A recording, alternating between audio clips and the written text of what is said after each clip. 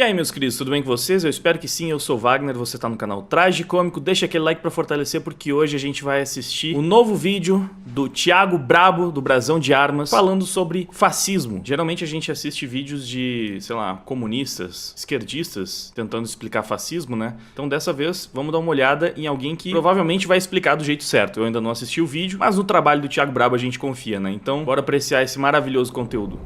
Eu vejo fascistas. Fascistas? Com que frequência, doido? Todo tempo. Realmente, né? Oi, meu nome é Thiago Braga, sejam muito bem-vindos ao Brasão de Armas. Poucas coisas são atestado de escrotice maior do que essa palhaçada de ficar chamando os outros de fascista. Na minha época de escola a gente zoava os outros de cabeçudo, banhudo, otário, escroto. Hoje em dia o menino no maternal deve estar chamando o coleguinha de fascista só porque o garoto tá brincando com o Pokémon dele. Mas isso tá acontecendo porque tá cheio de pseudo-adultos por aí com essa pirracinha de ficar chamando os outros de fascista o tempo todo. Mas fascismo é um assunto sério, por isso eu resolvi fazer esse vídeo aqui pra mostrar como que tem gente que acha que sabe o que é fascismo só porque ouviu falar na televisão ou ouviu não sei quando um professor dizer o que era. Aliás, se você... Tem vários que eu acho que nem se interessam em discutir se sabem mesmo ou não. Eles só chamam porque escutam todo mundo chamando. Eles não sabem nem explicar por que eles estão usando essa palavra. Mas tipo, todo mundo que não é comunista, todo mundo que não fez o L, todo mundo que não concorda que o socialismo é o melhor sistema do mundo, eu vejo que o pessoal chama de fascista, então...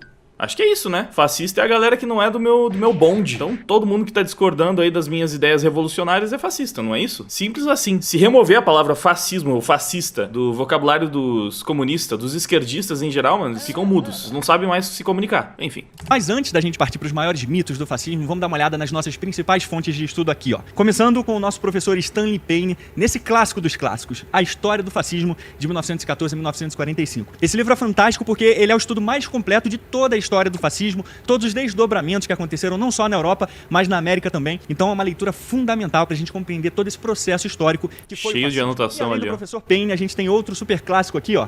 A Natureza do Fascismo, do professor Roger Griffin, é outra leitura fundamental que amplia ainda mais o que o professor Payne já fez com seu estudo clássico. E pra fechar nosso trio Parada Dura do Fascismo, a gente tem o Robert Paxton no seu Anatomia do Fascismo, outra leitura fundamental. Então, se você quiser compreender tudo sobre o fascismo, essas três leituras são mais do que necessárias. Tem outro livro muito bom também, que é esse aqui, do professor A. James Gregor, Marxismo, Fascismo e Totalitarismo. E é um livro que ajuda a gente a compreender a origem, de onde vem a fonte que alimentou o fascismo ao longo das décadas em que ele existiu. E por último a gente tem aqui o que a gente pode considerar de A Bíblia do Fascismo, escrito pelo italiano Giovanni Gentili, o maior teórico do fascismo, amigo pessoal de Benito Mussolini, Origens e Doutrina do Fascismo.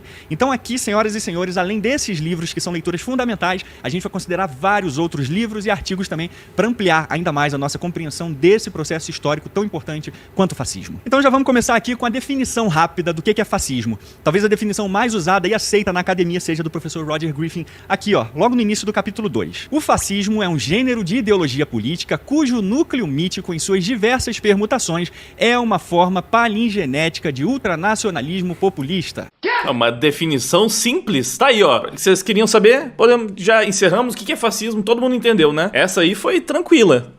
Tranquilinha. Imagina você perguntar aí pra qualquer um desses esquerdistas malucos que te para no meio da rua pra te chamar de fascista porque, enfim, você simplesmente não concordou com todas as ideias malucas dele. E aí o cara te explica, não, fascismo é isso aqui. Manda essa frase que eu não vou nem ousar tentar repetir porque, né, complicada. Entendeu bosta nenhuma, né?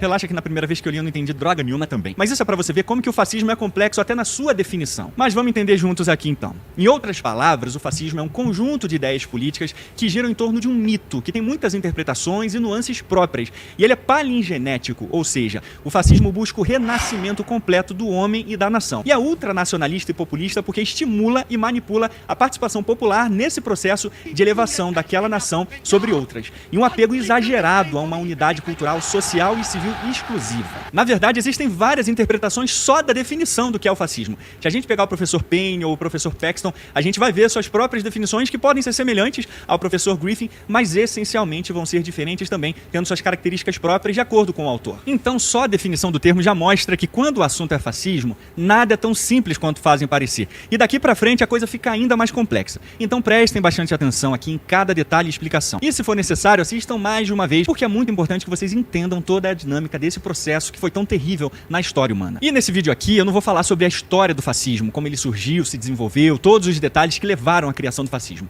Aqui eu só vou me concentrar nos maiores mitos que foram passados como verdades ao longo do tempo e acaba simplificando muito o debate, colocando, como sempre, a política acima do estudo sério da história. E aí, se você quiser compreender melhor toda a dinâmica e a história por trás do fascismo, eu vou recomendar para vocês aqui um canal muito bom do professor João Eigen, que ele explica em detalhes sobre como é o processo histórico que levou à formação e ao desenvolvimento do fascismo. Eu vou colocar o link do canal dele na descrição e eu tenho certeza que vocês vão gostar demais. Muita gente me indicou vídeos desse cara aí, depois que eu reagi ao vídeo do Thiago Brabo aí. Várias pessoas me indicaram, são vídeos longos também. Eu já deixei alguns separados aqui, só não tive tempo ainda de parar pra assistir, mas já tava separado pra aprender um pouco mais sobre esses temas também. Pera aí, eu vou interromper um pouquinho o tema do vídeo, mas eu garanto que é por um bom motivo. Estamos em novembro. Acho que você já percebeu isso, mas o importante é que é mês de Black Friday. E é justamente por isso que esse é o momento ideal para garantir a sua assinatura do streaming da Brasil Paralelo, que tá dando 50% de desconto. Só para vocês terem noção, o plano básico tá saindo por menos de R$10 por mês. Tá barato demais! E certamente vale muito a pena, considerando que você vai ter acesso a um catálogo imenso de filmes com a curadoria da BP, o que garante conteúdo livre de lacrate para você e para toda a família. E eu quero reforçar essa parte da família, porque a BP tem um catálogo infantil seguro para todas as idades. Sabe como é, né? Para o seu filho não acabar assistindo um desenho sobre um bisão não binário sem você saber. Fora que o serviço ainda conta com todas as produções da Brasil Paralelo, como a investigação do caso da Maria da Penha, que a gente viu aqui no canal, e vários outros documentários excelentes como Entre Lobos, A Direita no Brasil e tantas outras produções sobre feminismo, a história do comunismo, sobre a Argentina, sobre a Venezuela, Nicarágua e muito mais. Então aponta a câmera pro QR Code que tá aparecendo ou acessa o link ali da descrição para não perder os seus 50% de desconto. E atenção, porque esse é o maior desconto do ano. Eu te garanto que não vai ter momento melhor para fazer a sua assinatura, então não deixa para depois. Dito isso, voltemos pro tema do vídeo. Ações importantes feitas, bora pro Mito 1. O fascismo é o agente do capitalismo. Esse é o maior e mais velho mito do fascismo de todos. Desde professores bem intencionados até os bolcheviques da Twitch, já tem décadas que um galerão aí vem repetindo essas mesmas ladainhas clichês. O fascismo é um agente criado pelo capitalismo para protegê-lo nos seus momentos de crise. Duvido que vocês já não tenham ouvido isso. Mas sabe qual é o único problema desse argumento? É que ele é uma besteira total.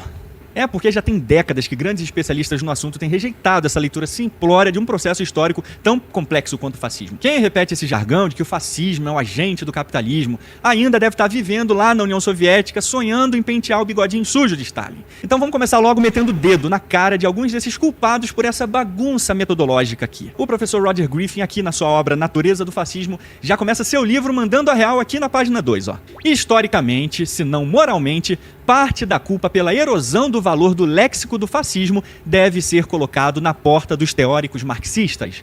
Em novembro de 1922, poucas semanas depois da marcha de Mussolini sobre Roma, o 4º Congresso da Internacional Comunista, realizado em Moscou, discutiu como o fascismo deveria ser explicado dentro de uma perspectiva marxista-leninista. E aí o professor Griffin segue mostrando como que essa interpretação marxista foi se espalhando até se tornar um termo É sempre culpa dos marxistas no final das contas, né, mano? Bando de safados. usado indiscriminadamente por essa definição. Como sempre, comunistas atrapalhando a compreensão histórica de eventos importantes por causa de sua leitura política e ideológica marxista maluca. Eles adoram, né, mano? Revisionismo histórico é uma das especialidades dos comunistas. Tem que fazer isso, afinal de contas, eles defendem um regime que fracassou em todos os momentos em que foi tentado. Como é que eles vão continuar defendendo uma atrocidade dessas se eles não tentarem reescrever a história, né? Mas calma que o professor Griffin agora vai mostrar pra gente a frase que se tornou quase uma reza comunista quando o assunto é o fascismo, que de tanto ficarem repetindo isso, acabou grudando igual chiclete velho na mente de todo mundo, ó. Olha aqui na página 3. Eles, portanto, continuaram a realizar as suas análises alinhadas em grande medida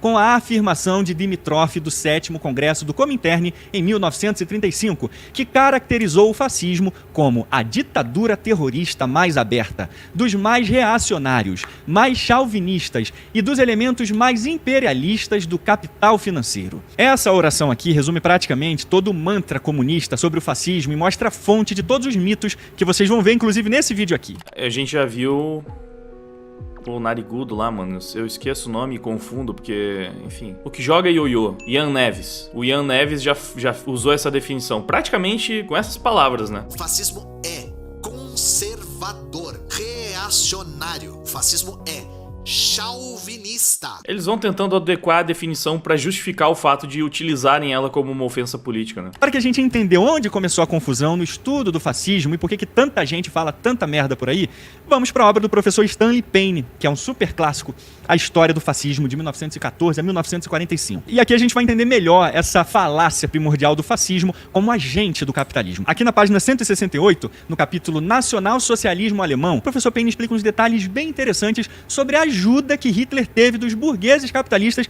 para chegar ao poder. Tal como Mussolini durante 1921 e 1922, Hitler trabalhou durante 1931 a 1932 para estabelecer laços com setores influentes da sociedade, cooperando parte do tempo com a direita e tentando tranquilizar os empresários de que eles não tinham motivos para estarem apreensivos com o socialismo nazista.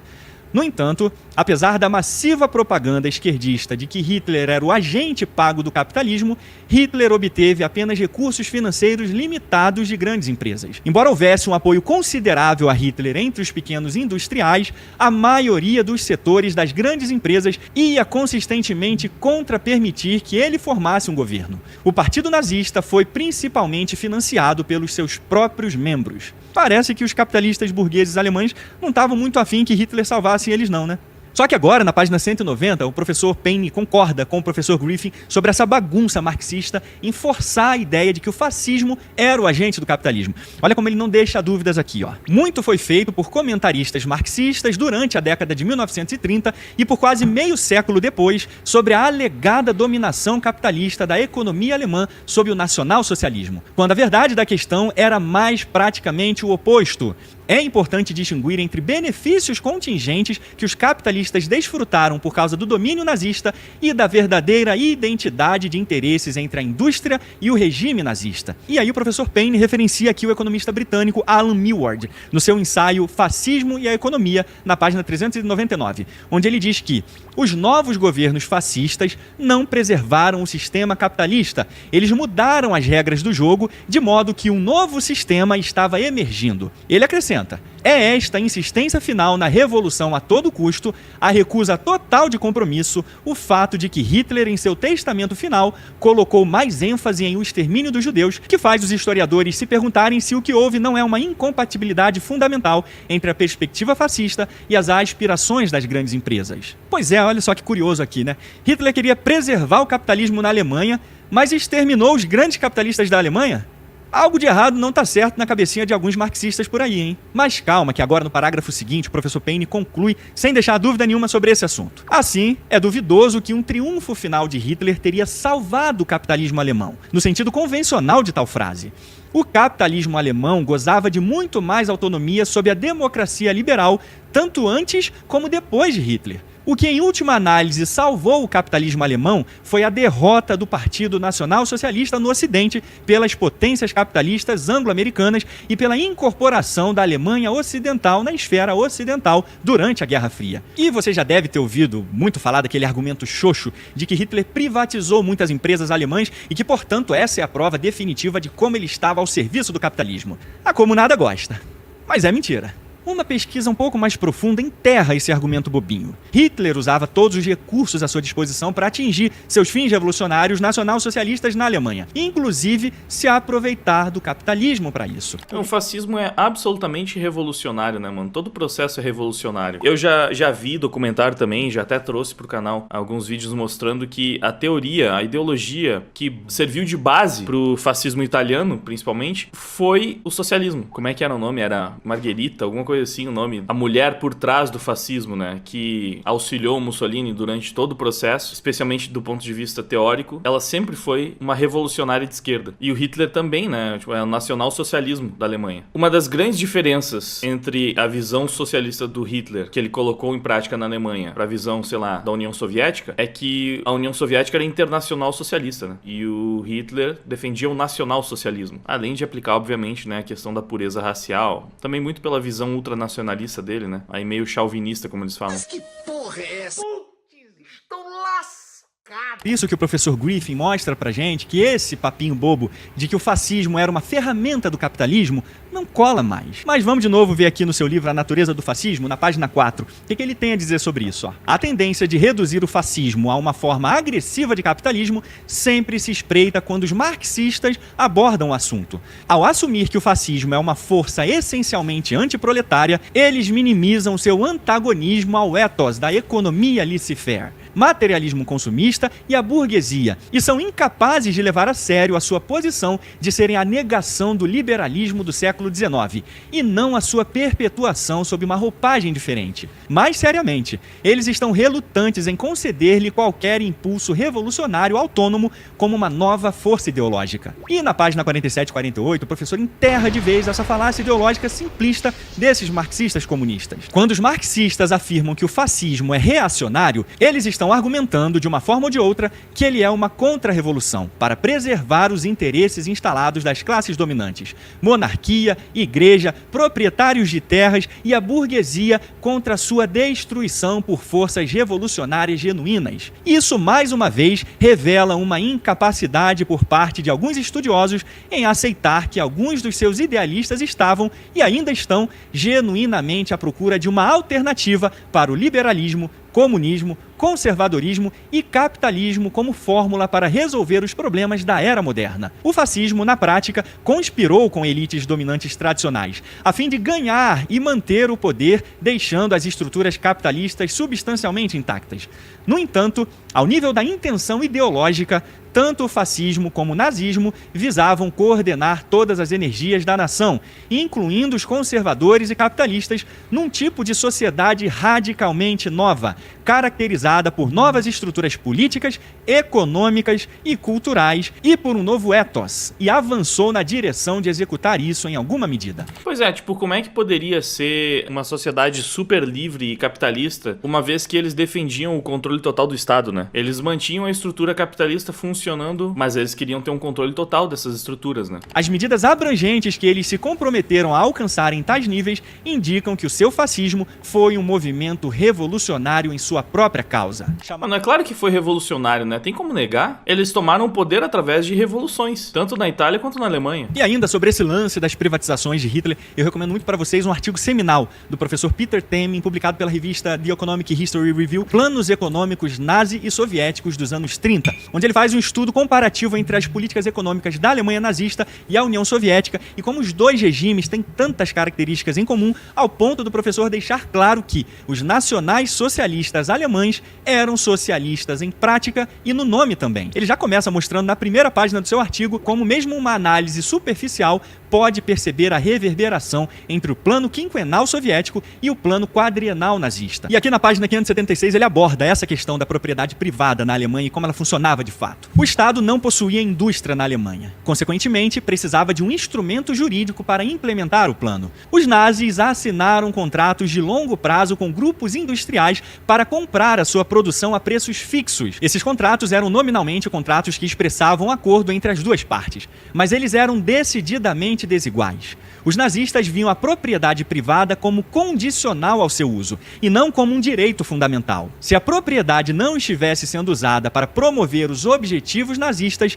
poderia ser nacionalizada. E aqui na página seguinte... Qualquer semelhança com o discurso do MST não é mera coincidência, né? No caso, se o MST fosse um partido, os nazistas é que tinham que entender se aquela propriedade estava sendo devidamente utilizada, né? Conforme os interesses dos próprios nazistas. E se não estivesse, seria expropriada. O Estado tomaria o controle. Super liberal, super capitalista mesmo, né? Nem um pouco socialista revolucionário. O professor mostra o motivo dos nazistas não fazerem a nacionalização completa da agricultura ao invés de seguir o destruidor exemplo dos soviéticos. A história na Alemanha revela uma centralização de controle semelhante, mas sem a ruptura da coletivização. Para amarrar os agricultores à terra, os nazistas proibiram a venda de terras agrícolas. A fim de manter os preços estáveis e ainda assim controlar a produção, os conselhos de comercialização receberam direitos de monopólio sobre a produção agrícola. Havia cotas para entrega de produtos específicos aos conselhos de comercialização a preços fixos. Apesar da diferença nominal entre a propriedade pública e privada, o controle do Estado sobre a agricultura era semelhante nos dois regimes. Em ambos os casos, o Estado assumiu o controle dos preços, das quantidades quantidades e do acesso à terra. E o professor segue mostrando como as principais indústrias, Capitalismo, tanto agrícola como ferro e aço, foram livre mercado, controladas pelas políticas de Estado, atingindo metas semelhantes entre os dois regimes. Portanto, não era como se as privatizações na Alemanha permitissem o funcionamento do velho sistema liberal europeu do laissez-faire, ou deixe estar, na qual os grandes capitalistas teriam autonomia para gerir seu próprio negócio e produção de maneira livre e privada. A propriedade privada na Alemanha nazista estava sob o controle e subordinação direta do Estado alemão, com toda a sua cadeia de produção determinada por ele. E um outro argumento bem besta de que Hitler seria meio que uma economia planificada, então, não? um agente do capitalismo é o que ele teria sido um instrumento dos bancos alemães em bancarrota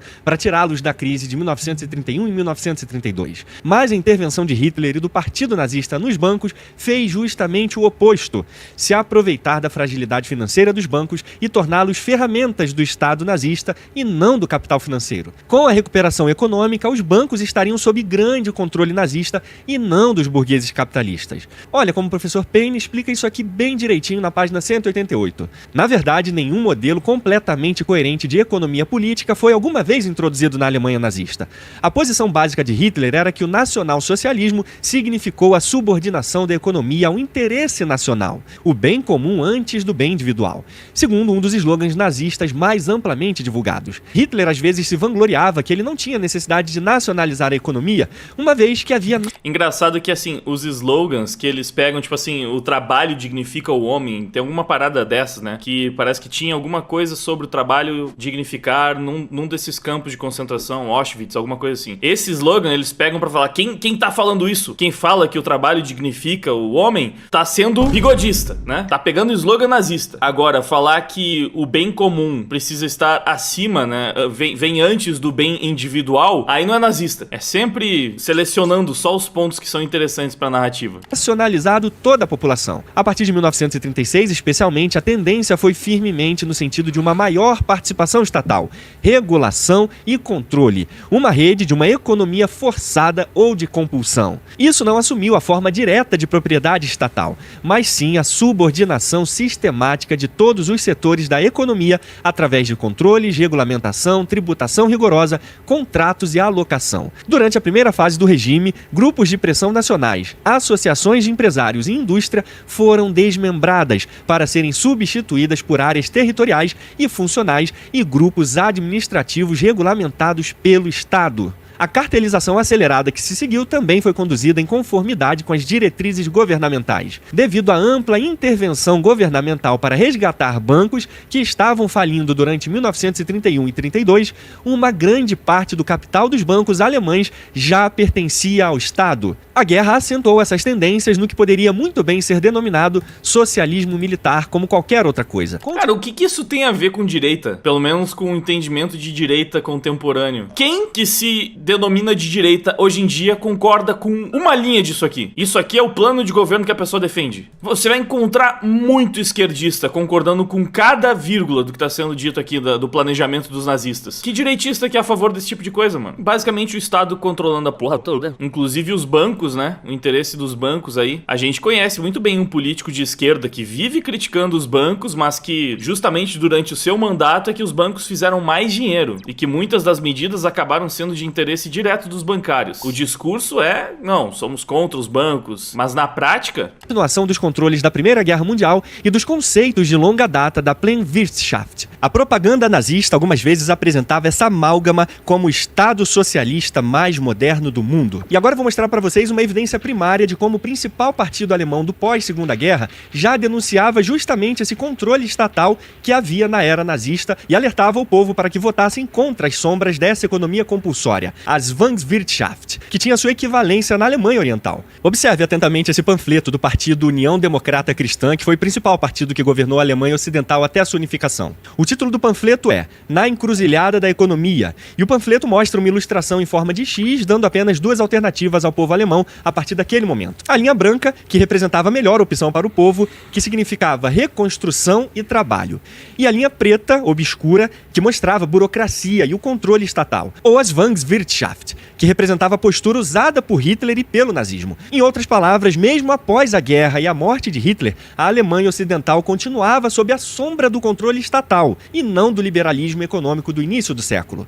Portanto, essa historinha de que Hitler surge como salvador do capital financeiro alemão, tirando os bancos da crise, é tão coerente quanto o bumbum tantã é mais complexo que bar. O governo nazista estava cagando para a saúde dos bancos e da iniciativa privada livre. Que bela referência. Da Alemanha só eram livres enquanto sua liberdade fosse servir ao Estado. Qualquer ganho que as empresas tiveram foi permitido, controlado e usado pelo Estado nazista e não para o benefício exclusivo dos burgueses capitalistas através da sua amada economia liberal. É por isso que o historiador alemão Rainer Zitelmann mostra no seu livro Hitler, As Políticas da Sedução, uma série de discursos de Hitler e de seus agentes sobre como que Hitler, no início da sua carreira política, era moderado e foi se tornando cada vez mais agressivo contra as grandes indústrias. Entre esses vários discursos de Hitler, o professor Rainer cita seu memorando sobre o Plano Quadrienal de 1936. E aqui ele faz uma ameaça aberta contra os donos das indústrias e mostra como as empresas tinham que atender completamente às demandas do Estado, senão seriam totalmente nacionalizadas ou fechadas. O Ministério da Economia apenas precisa estabelecer os objetivos econômicos e as indústrias privadas têm que atendê-las. Mas se a indústria privada não acreditar ser capaz de atender, então o Estado Nacional Socialista achará seu próprio meio de solucionar este problema. A indústria alemã, entretanto, precisará compreender esses novos objetivos econômicos ou terá se provado incapaz de continuar a existir nestes tempos modernos, no qual o Estado soviético estabelece um plano gigantesco. Mas então, não será a Alemanha que vai cair. Será, no máximo, alguns industrialistas. E o professor conclui que Hitler não queria a nacionalização completa dos meios de produção porque ele acreditava que a competição continuava sendo fundamental para o desenvolvimento econômico. Ou seja, ele era um socialista levemente menos burro, né? Nessa questão da economia, pelo menos. Ele tinha um monte de visões claramente socialistas de como gerir os negócios, né? Enfim, o Estado deveria ter o controle, mas não total, não completo, porque se fizesse isso ia acabar com a competição e isso era uma parada que ele ainda entendia que era importante. Por isso um pouco mais complexo do que simplesmente jogar para um lado ou para o outro, né? Ele tinha muitas visões socialistas claríssimas e aplicou elas, mas ele ainda tinha alguma sanidade econômica que fazia com que ele respeitasse alguns preceitos liberais, vai. Caso necessário, ele tomaria a indústria privada com suas próprias mãos. Olha aí, esse nível maravilhoso de liberdade que a propriedade privada tinha na Alemanha nazista. Sempre é com aquela ameaça, né? Tava sempre fungando o cangote do produtor, do empresário. Assim, ó, tem alguma liberdade, mas se a gente decidir, se o Estado decidir que não tá indo pra direção que a gente quer, então esteja preso. Sei lá, você perdeu o seu direito enquanto empresário, o Estado vai tomar conta e aí a gente resolve a parada. Liberalismo pero no mucho. Produza o que o Estado diz que você tem que produzir. Não produziu? Perdeu o Playboy. Tão claro quanto o dia, né? Mas não para por aí, não. Outro clássico que mostra como até movimentos fascistas na França também tinham uma retórica abertamente anticapitalista é a obra Nem Esquerda, Nem Direita. Ideologia Fascista na França, escrita pelo professor israelense Zeev Sternhell. Ainda no prefácio, na página 16, ele mostra os ideais que norteavam o movimento fascista na França. Para essas pessoas que compartilhavam a mesma mentalidade antiliberal e antidemocrática, não havia dúvidas de que o sistema estivesse condenado. Este preconceito de movimento antiliberal e antidemocrático foi acompanhado de uma rejeição violenta do marxismo.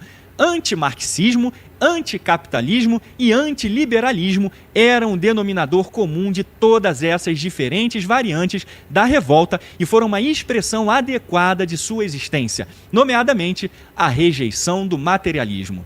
Assim, diferentes escolas de pensamento partilhavam a mesma rejeição da ordem liberal, constituindo uma espécie de círculo externo em torno do núcleo duro do pensamento fascista. Ele queria realmente encontrar, pelo menos assim, na parte econômica, um meio termo entre o socialismo, o marxismo e o liberalismo e o capitalismo. E realmente tentar encontrar um meio termo. Tipo, full socialismo não funciona, full liberalismo, capitalismo também não. Então a gente tem que dar alguma liberdade, mas não total. O Estado ainda tem que ter controle das coisas. Essa besteira de direita e esquerda na análise histórica é completamente descartada no estudo sério do fascismo. E aí a gente já começa a perceber essa contradição terrível dentro do próprio fascismo. Eles são antimarxistas, mas a teoria fundamental que criou toda a base teórica do fascismo advém do marxismo. E admitidamente a gente pode ver a origem marxista do pensamento teórico fascista da Bíblia do Fascismo, escrita por Giovanni Gentili, Origens e Doutrina do Fascismo. Aqui na página 25, o autor não deixa dúvida da função do marxismo e na interpretação marxista do Estado que eles próprios aplicam posteriormente em toda a sua aplicação fascista. Assim, não há dúvidas de que eles bebem muito mais da fonte marxista e socialista do que da fonte liberal. Claramente é uma base ideológica muito forte. Mesmo porque os ideólogos saíram desses lugares. Eles eram marxistas, eles eram socialistas, só que encontraram erros na ideologia e tentaram refinar ela com um pouquinho, de capitalismo e liberalismo pra fazer funcionar um pouco. É o mesmo dilema que tem na hora de definir a China em muitos campos. Inclusive, eu vi essa discussão acontecendo entre os próprios comunistas, que eles não sabem exatamente de que forma eles definem a China, porque, apesar de ser obviamente comunista, né, de ser um governo totalitário de esquerda, tentou evoluir alguns conceitos, né, deixando o mercado mais livre, tentando implementar um pouco do liberalismo e do capitalismo pra fazer funcionar, pra fazer com que eles também ganhassem dinheiro, com que não fosse um fracasso completo. E é por isso que existe esse debate. Será que a China é de extrema esquerda mesmo? É comunista? Ou não? A China é uma coisa meio que à parte. Bom, aparentemente a China faz algo que os fascistas e os nazistas já vinham tentando fazer lá atrás, né? Que era buscar meio que o meio do caminho, onde o Estado sim controla tudo, o Estado é que vai dar a palavra final, é que determina, mas ainda existe um quê de livre mercado, de capitalismo, de concorrência lá dentro. Só que assim, o conceito de liberdade é muito mais objetivo, né? Ou você é livre ou você não é. Então, você é livre, contanto que você faça o que a gente determina que você precisa fazer, então você não é livre. Por isso que pra mim, não tem como falar que isso é liberal, que isso é capitalista por essência. Isso é muito mais estatista, isso é muito mais o Estado planificando a economia, porque o planejamento, no fim das contas, parte muito mais deles do que do mercado decidindo livremente como as coisas devem ser, do que o contrário, né? Então, aqui na página 25, no subtítulo A Doutrina Fascista do Estado, Gentili diz que tanto o nacionalismo como o fascismo colocam o Estado na própria base de cada valor e direito individual. Para ambos, o Estado não é uma consequência, mas um começo. A relação entre o indivíduo e o Estado proposto pelo nacionalismo era a antítese direta daquele promovida pelo liberalismo individualista e pelo socialismo. Para o fascismo, o Estado e o indivíduo são um, ou melhor, o Estado e indivíduo são termos inseparáveis numa síntese necessária. Sério, como é que alguém pega isso e chama de extrema direita? O individualismo e o Estado são inseparáveis, indissociáveis. Não existe individual. Existe apenas o coletivo organizado pelo Estado. É muito doentio, né, cara? Porque ninguém de direita, atualmente, pelo menos, defende isso. É muito mau caratismo ficar associando isso, esse tipo de pensamento, essa ideologia, ao pensamento de direita. Porque ou a pessoa vai distorcer pra caramba, tentar pegar conceitos de direita ao longo da história que possam se encaixar nisso pra falar que não, é direita por causa disso, sendo que, de qualquer forma, hoje em dia, esse definitivamente não é um pensamento de direita, na verdade é um pensamento que a direita vai contra. Então tem os mau caráter que fazem isso mesmo sabendo de tudo isso, manipulam de propósito pra utilizar apenas como um ataque político, e tem os ignorantes que simplesmente vão atrás, seguem o fluxo e não fazem a menor ideia do que eles estão falando, do que eles estão defendendo. Mais sobre a liberdade no Estado fascista, Gentili diz o seguinte aqui pra gente na página 30. Liberdade é encontrada apenas no Estado. E o Estado é autoridade. São tudo um com a personalidade do indivíduo, que por isso deve fomentar, procurar e reconhecer o Estado. Cara, mais uma vez, parece... Isso aqui é um discurso totalmente esquerdista, cara. Eu escuto os esquerdistas falando isso o tempo inteiro. Inclusive essa noção de capitalismo deles, que eles falam que, não, o capitalismo só pode existir através do Estado, porque é o Estado que vai administrar, né, a moeda, enfim, tudo mais.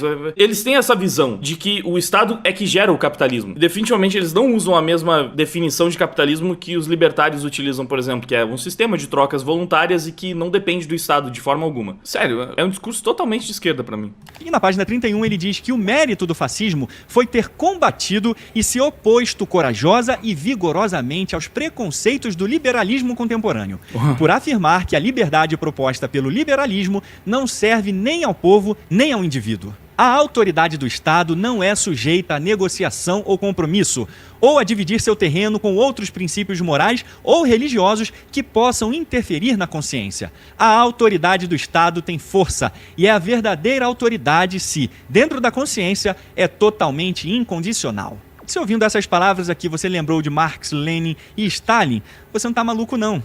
Olha de onde vem a inspiração para a ideologia fascista com esse Estado forte, presente, acima do próprio indivíduo. Foi exatamente o que eu falei, mano. Todo o discurso ali pra mim é full esquerda, cara. Full esquerda. Inclusive deixando claro que o Estado está acima da religião. E é uma coisa importante pra eles, né? Porque geralmente não são muito simpáticos ao cristianismo. Os valores cristãos, né?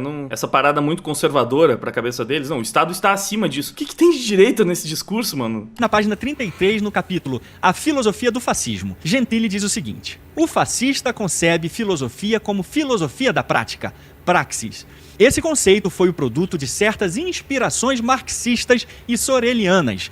Muitos fascistas e o próprio Duce recebeu sua primeira educação intelectual na escola de Marx e Sorel. Portanto, como mostram todos os estudos que a gente fez até aqui, dizer que o fascismo foi um agente do capitalismo para proteger o capitalismo de crises é uma análise simplória e reducionista absurda que tenta explicar com jargões marxistas um fenômeno complexo que pretendia transcender a sociedade existente, revolucionando todos os seus aspectos.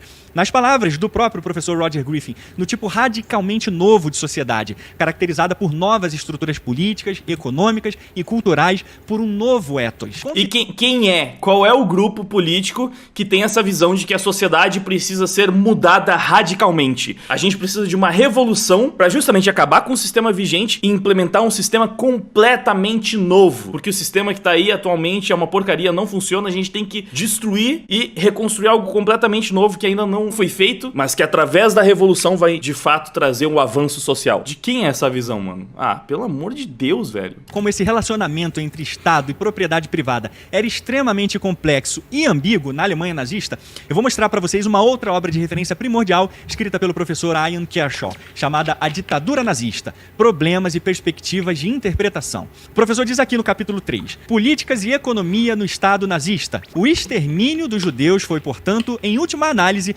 uma política que contrariava a racionalidade econômica e que, principalmente no período de guerra, a indústria alemã foi muito beneficiada pelas políticas nazistas. Mas ele alerta na página 78 que é importante lembrar a distinção entre o início, a execução e a exploração da política. Embora as grandes empresas capitalistas pudessem aumentar enormemente os seus lucros através da política nazista, o controle sobre a execução da política mudou inequivocadamente em direção ao bloco nazista, específico no cartel do poder. E à medida que os grupos do bloco nazi ganhavam vantagem na execução de políticas, assim também o início das políticas em áreas cruciais com influência direta na economia afastou-se inexoravelmente das grandes empresas, embora apenas numa fase tardia, para se posicionar diametralmente em oposição ao principal interesse capitalista em sua própria reprodução. Nessa altura, o nível de intervenção do Estado nazista, tanto nos mercados de trabalho e de capitais, juntamente com a exclusão autárquica do novo Império Alemão dos mercados mundiais, tinha certamente promovido um capitalismo estruturado de forma bastante diferente daquele analisado por Marx. Em última análise, a escalada dinâmica loucamente nihilista do nazismo era incompatível com a duradoura construção e reprodução de qualquer ordem econômica.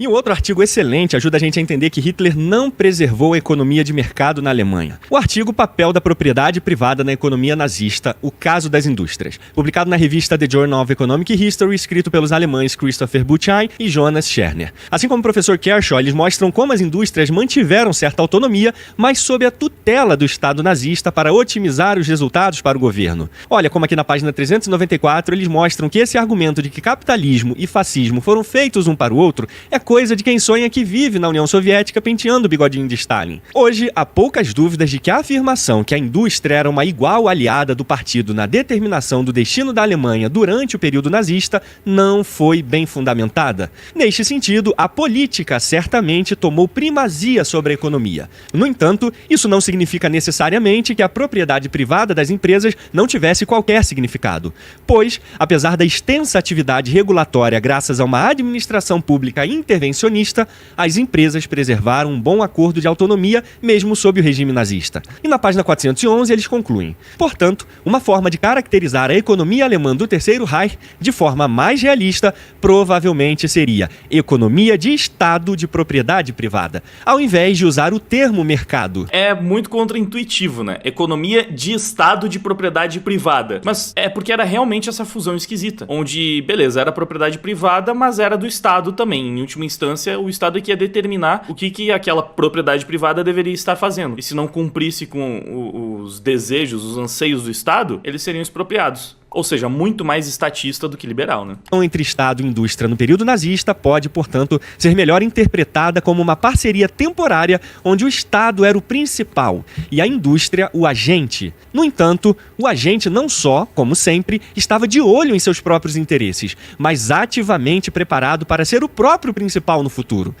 Entretanto, é claro, a indústria adaptou-se às condições dos desejos irracionais do regime, muitas vezes com pequenos custos financeiros, mas efetuando seu desenvolvimento próprio. É óbvio, portanto, que existia custos de oportunidade para as empresas. E isto é claramente indicado pela composição do investimento industrial. Por exemplo, apenas cerca de 40% do investimento industrial em 1938 foi privado, no sentido de que não foi direcionado pelo Estado para armamentos e produtos relacionados à autarquia.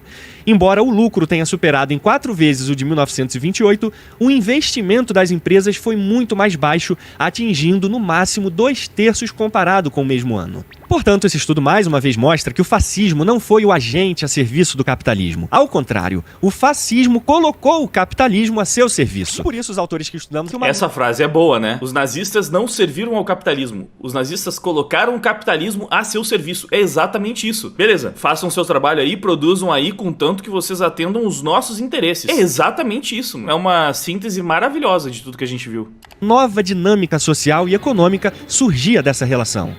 Por isso, nesse ponto aqui, a gente faz de novo referência àquele economista britânico, Alan Milward, que diz que o fascismo não preservou o capitalismo, mas mudou as regras do jogo para que um novo sistema surgisse. Olha só como o relacionamento entre capitalismo e fascismo é complexo e cheio de contradições. Por isso que o professor Kershaw chama essas interpretações exclusivistas, tanto de marxistas quanto de liberais, de super simplistas. E ainda vem esses minions de ditadores comunistas enchendo a boquinha murcha para dizer que o fascismo é o agente do capitalismo. Vai cagar no mato, maluco?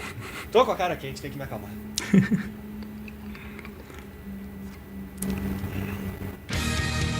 Mito 2. O fascismo é reacionário, conservador e de direita.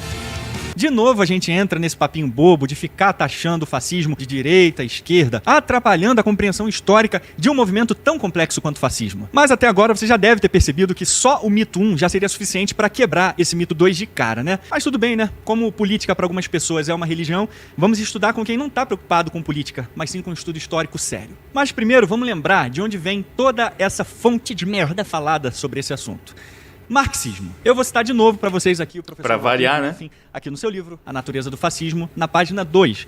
Olha de novo aí o que o professor diz pra gente. Historicamente, se não moralmente, parte da culpa pela erosão do valor do léxico do fascismo deve ser colocado na porta dos teóricos marxistas. Em novembro de 1922, poucas semanas depois da marcha de Mussolini sobre Roma, o 4º Congresso da Internacional Comunista, realizado em Moscou, discutiu como o fascismo deveria ser explicado dentro de uma perspectiva marxista-leninista. E aqui na página 3, o professor mostra de novo aquela reza comunista que infectou o debate sobre o fascismo em todas as décadas seguintes. Eles, portanto, continuaram a realizar as suas análises alinhadas em grande medida com a afirmação de Dimitrov no 7º Congresso do Comintern em 1935, que caracterizou o fascismo como a ditadura terrorista mais aberta, das mais reacionárias, mais chauvinistas e dos elementos mais imperialistas do capital financeiro. Repita essa frase 55 vezes antes de dormir na frente de uma foto de Stalin, que no dia seguinte você vai acordar um menino espertinho da Revolução. Mas o remédio contra toda essa bitolação ideológica aí se chama estudo. Então vamos para o estudo primordial do professor Griffin, que aborda exatamente esse mito aqui na página 47. No subtítulo Fascismo é revolucionário ou reacionário, o professor já começa mandando a letra. Todas as revoluções reagem a uma crise percebida na sociedade e procuram instalar um ideal de ordem no lugar da ordem corrupta ou repressiva que a precedeu. Então, no pé da letra aqui, até a Revolução Bolchevique, ou golpe bolchevique pode ser considerado reacionário. Cara, realmente, né? A revolução é sempre uma reação a alguma coisa. Então, necessariamente, um revolucionário é também reacionário. Se a gente for utilizar a definição ao pé da letra, né? Como o Thiago Bravo falou aí. Pois ela é uma reação a um estado de coisas existente. Mas voltando para o estudo do professor Griffin aqui. Quando os marxistas afirmam que o fascismo é reacionário, eles estão argumentando de uma forma ou de outra que é uma contra-revolução para preservar os interesses instalados das classes dominantes, a monarquia, a igreja, os proprietários de terras e a burguesia contra a sua destruição por forças revolucionárias genuínas. Isso, mais uma vez, revela uma incapacidade por parte de alguns estudiosos em aceitar que alguns dos seus idealistas estavam e ainda estão genuinamente à procura de uma alternativa para o liberalismo, comunismo, conservadorismo e capitalismo como fórmula para resolver os problemas da era moderna. E tudo que a gente já leu antes aqui, ó, vocês estão percebendo como que esses jargões marxistas são repetidos a todo momento para colar mesmo na cabeça da galera sem fundamento nenhum? Portanto, a gente já chega a duas conclusões aqui. A primeira é que o fascismo era revolucionário e não reacionário. E a segunda conclusão é que o camarada Dimitrov falou merda lá no Congresso do Partido Comunista. E tem gente que ainda fica repetindo. Mas o professor Stanley Payne, na sua obra História do Fascismo, ele concorda com essa visão revolucionária e não reacionária do fascismo. Aqui, ó, na página 487, no capítulo 15, ele diz que fascismo foi um grandioso movimento revolucionário europeu no início do século XX de grande complexidade, fomentado por novas ideias e valores da crise cultural do fim desse século e da ideologia do hipernacionalismo. O fascismo possuía características políticas, doutrinárias e sociais distintas, bem como abordagens econômicas, mas estas não resultaram de qualquer fonte e nem constituía uma nova doutrina econômica absoluta. O fascismo não foi o agente de qualquer outra força, classe ou interesse, ou mero reflexo de qualquer classe social, mas foi produzido por um complexo de fatores históricos, políticos, nacionais e condições culturais que podem ser elucidadas e até certo ponto definidas. Acima de tudo, o fascismo foi a forma mais revolucionária de nacionalismo na Europa. E seguindo essa mesma linha argumentativa, professor... Caramba, foi a forma mais revolucionária de nacionalismo. Por isso que é um socialismo nacionalista, né? Um nacional-socialismo. E seguindo essa mesma linha argumentativa, o professor Ian Kershaw, na sua obra Ditadura Nazista, também critica essa interpretação meramente reacionária do nazismo aqui na página 192, ó. Estudos sobre as bases sociais de apoio nazista antes de 1933, na verdade, minou completamente generalizações sobre a visão retrógrada e a natureza reacionária, no sentido literal, do apoio em massa do nazismo e enfatizou a forte dinâmica e motivação para mudanças sociais radicais e tendências modernas inegáveis e aspirações entre o apoio socialmente heterogêneo ao partido nazista. O apoio nazista não estava meramente buscando um retorno ao passado, mesmo que tendências restaurativas também estivessem presentes. As pressões no movimento pela mudança social, mesmo que incipiente e pressionada em diferentes direções, não poderia ter sido totalmente ignorada ou reprimida depois de 1933, mesmo se essa tivesse sido a intenção da liderança nazista. Além disso, mesmo no terreno mais superficial do bom senso, a Alemanha, mesmo considerando apenas a nascente República Federal, o final da década de 1940 ou início da década de 1950 foi, em todo o reconhecimento das numerosas e inevitáveis continuidades, um lugar e uma sociedade muito diferentes da Alemanha de 1933. E agora, na página 199, ele conclui: como demonstram inúmeros estudos, é simplista considerar o movimento nazi como nada mais do que o produto direto e instrumento das forças reacionárias capitalistas. Mas simplificar a análise histórica para enfiar a ideologia maluca deles é exatamente o que os comunistas fazem desde sempre. Portanto, é errado dizer que o fascismo era reacionário e conservador, porque o fascismo não queria conservar nada, mas sim revolucionar a sociedade, alterando e mudando todas as bases dela, seja ideológica... Sim, mano, o que o Holocausto tem de conservador, por exemplo? Destruir tudo pra reconstruir da forma como eles idealizaram é definitivamente qualquer coisa menos conservador. Econômica, social, moral e, no caso do nazismo, até racial. É por isso que o professor Payne diz que o fascismo foi o movimento mais revolucionário da Europa no século XX. E sobre esse negócio do fascismo ser de direita, hein? Se o fascismo não é reacionário nem conservador, que direita é essa que esse povo ainda mete no fascismo? De novo, essa é mais uma leitura simplista e porca das complexidades do movimento fascista, ao tratar todos os movimentos fascistas na Europa como sendo um só. Como a gente pode ver na obra inteira do professor Payne aqui, não havia uma unidade teórica no movimento fascista, um tipo de livro de cabeceira como Marx era para os comunistas. Então todos os movimentos eram idiosincráticos, ou seja, eles tinham características próprias no contexto histórico do seu próprio país que eram inseridos. É por isso que o professor Payne e Roger, inclusive, mostram pra gente que muitos especialistas no fascismo até tratam o fascismo e nazismo como fenômenos distintos.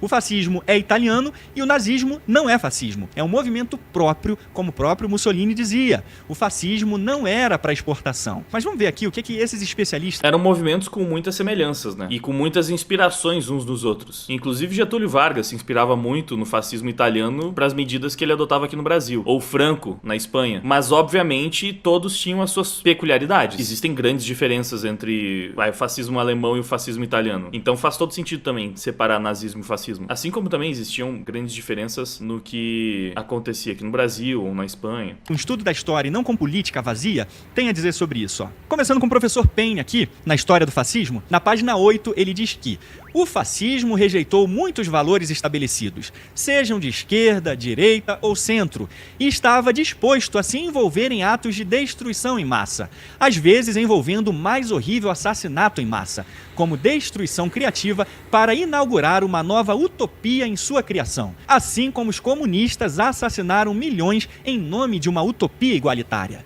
Lembra dessa comparação com os comunistas, porque ela é importante. Inclusive isso, né? Mesmo os fenômenos comunistas, mesmo a União Soviética tinha muitas semelhanças também com os nazistas mesmo. O pessoal até fala muito dos campos de concentração, que na verdade os nazistas se inspiraram na União Soviética, né? Nas gulags. Não foi nenhuma ideia originalmente nazista. Tem um contraponto aqui, ó, com o professor Robert Paxton, no seu livro Anatomia do Fascismo, e vê como que ele confirma exatamente essa ideia apresentada pelo professor Payne, ó. Aqui na página 11 ele já começa. É difícil localizar o fascismo no familiar mapa político direita-esquerda. Os próprios líderes fascistas sabiam no início? Quando Mussolini reuniu seus amigos na Piazza San Sepolcro, em março de 1919, não estava totalmente claro se ele estava tentando competir com seus colegas do Partido Socialista Italiano de esquerda ou para atacar frontalmente da direita. Onde no espectro político italiano será que aquilo que ele ainda chamava por vezes de nacional-sindicalismo encontraria o seu lugar? Na verdade, o fascismo sempre manteve essa ambiguidade. Contudo, os fascistas tinham uma coisa clara: eles não estavam no centro. O desprezo fascista pelo centro brando, complacente e comprometedor era absoluto. E o professor Paxton conclui que a resposta fascista definitiva ao mapa político direita-esquerda foi afirmar que o tornaram obsoleto por não serem nem de direita nem de esquerda. Por isso que tem muita gente que trata esse fenômeno do fascismo, do nazismo e etc. como uma terceira via. Porque eles se colocavam totalmente fora do espectro total. Nem na esquerda, nem na direita, nem no centro. Era uma outra coisa, uma terceira via, que também não era o centro. Muito embora, de certa forma, eles estivessem no meio do caminho. É que eles eram um centro radical, né? Porque o centro tem essa ideia de que é o moderado, é o que tenta conciliar os dois lados. Só que eles não eram moderados, eles eram radicais, revolucionários. Se for colocar, pra mim, tá bem claro que eles estão muito mais posicionados pro lado esquerdo do que pro lado direito. Porque toda a liberdade de mercado que eles permitiam era isso, era uma permissão, como a gente já viu. Eles usavam o capitalismo a seu favor. Era um capitalismo de Estado. Então eram estatistas em última instância. E tinham essa visão de que o Estado deveria controlar tudo. Tava muito mais próximo do socialismo do que do capitalismo de fato. Ao transcender essas divisões ultrapassadas e unir a nação. Viu aí? Pra que ficar metendo direita e esquerda no estudo do fascismo? Isso já está ultrapassado, já não se aplica mais nas correntes mais recentes do estudo do fascismo. E o professor Zeev Sternhell confirma exatamente esse ponto no seu clássico sobre o fascismo francês, inclusive, ó, com o título Nem Direita e Nem Esquerda. E aí o professor Sternhell conclui que o fascismo na França não era, adivinha só, nem de direita e nem de esquerda. Agora, o professor Griffin, aqui na sua obra A Natureza do Fascismo, deixa o debate ainda mais complexo e intrigante. Ele diz aqui na página 49 e 50 que pelas concessões que os fascistas fizeram à direita e pelo uso que fizeram do capitalismo para criar e até alavancar o seu movimento, parece razoável, por questões práticas, colocar o fascismo em uma subcategoria da ultradireita, mas com características especiais em si própria. Isto porque, novamente, nós estamos lidando com uma manifestação única de tipo genérico ideal. Mesmo assim, ele próprio reconhece no mesmo parágrafo, a localização do fascismo dentro da direita não apenas representa problemas taxonômicos, mas há boas razões para cortar este nó górdio específico no seu todo, colocando o fascismo em uma categoria própria, além da esquerda e da direita. Afinal, como o catolicismo radical no período entre guerras e o ecologismo atual e feminismo afirma lutar por uma nova visão, uma terceira via introduzindo uma abordagem radical que rompe com todas as ideologias e partidos tradicionais. Um ponto que vemos ser central para a concepção do fascismo de Sternhell. Então olha só como até o professor Griffin é extremamente cuidadoso em colocar o fascismo dentro de qualquer uma dessas características, admitindo que na verdade é até possível tirar o fascismo de qualquer categoria política existente no momento. Por isso, de novo, é uma abordagem totalmente simplista e vulgarmente partidária e política colocar o fascismo dentro da direita ou dentro da esquerda. Como a gente já viu durante todo o nosso estudo aqui, o fascismo ele é completamente contrário aos princípios mais básicos da sociedade liberal e conservadora. O Estado está acima do indivíduo. Então, o fato do fascismo se aliar e se aproveitar do capitalismo para atingir seu fim não o torna um agente conservador do capitalismo. É igualmente simplório dizer que o fascismo é de esquerda só porque sua teoria foi fortemente inspirada no marxismo.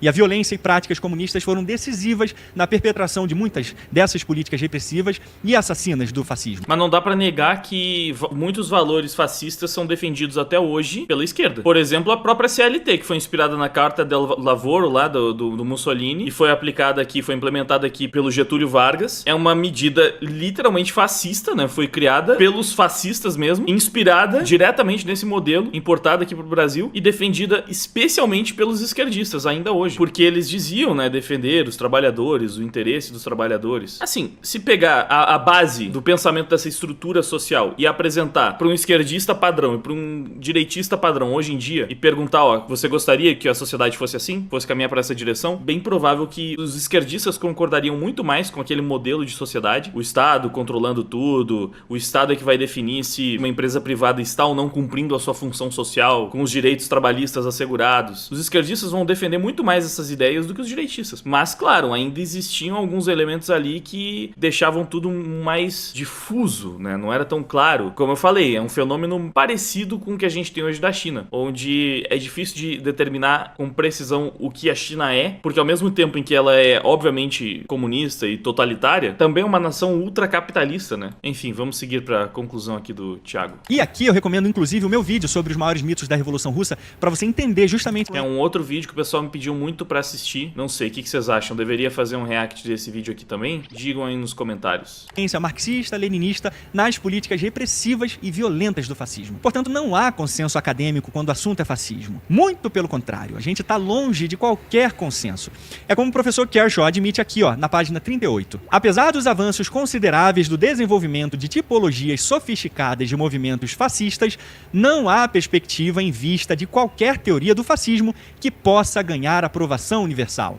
Nenhuma teoria marxista pode comandar aceitação geral, mesmo entre estudiosos marxistas. Essa conclusão do professor é muito importante aqui, porque como a gente viu, quem mais bagunçou o estudo do fascismo são comunistas marxistas, com essa sua análise histórica engessada numa ideologia política maluca. Então espero que essa revisão bibliográfica insana que a gente acabou de fazer aqui sirva para que você possa compreender melhor o processo histórico do fascismo e contrapor com argumentos sólidos esse monte de mitos que se espalham por aí camuflados de verdade. E que contribua para um debate histórico científico e menos ideológico na sociedade. Porque o fascismo foi uma grande desgraça na história humana e ele precisa ser tratado com o máximo de seriedade possível. E fechamos aqui. Espero que vocês tenham gostado e aprendido com mais esse vídeo. Muito bom, mais uma vez. Trabalho de utilidade pública aí do grande Thiago do Brasão de Armas. Já vou deixar aqui o like também, E recomendo que vocês façam o mesmo. Prestigiem o trabalho do Thiago, porque, mano, o que esse cara tá fazendo no YouTube é extremamente importante. Obrigado pela audiência, por ter ficado comigo até o final deste react longo, né? Deixa like também aqui no vídeo, curte, compartilha e valeu. Até a próxima.